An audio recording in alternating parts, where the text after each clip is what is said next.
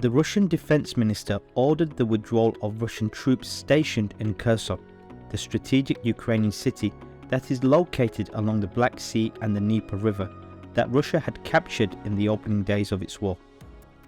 Sergei Shoigu made the decision and explained that Ukrainian shelling had made it impossible to properly supply his troops on the right bank of the Dnieper River. After Putin declared Kherson will always remain part of Russia during the referendums held in October over the annexed territories, this is an embarrassing retreat for the Russians. The loss of Kherson will lead to further disenchantment and alarm among Russian citizens and about the trajectory of the war in Ukraine. The retreat will make it increasingly difficult for Moscow to continue framing its special military operation as success when its control of Ukrainian territory dwindles. With everything west of the Dnieper under Ukrainian control, this now places Crimea under threat.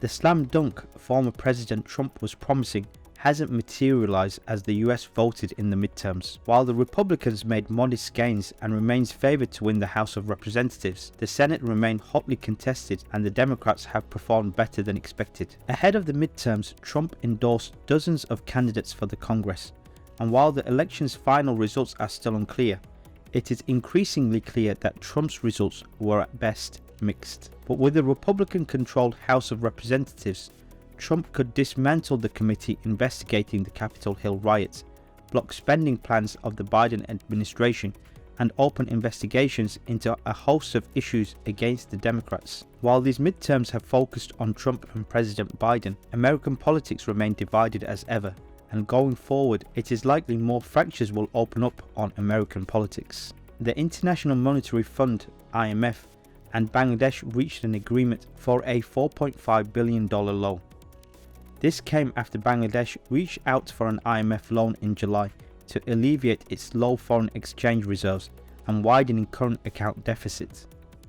Bangladesh has imposed several restrictions on imports and electricity use in the country to tackle the crisis.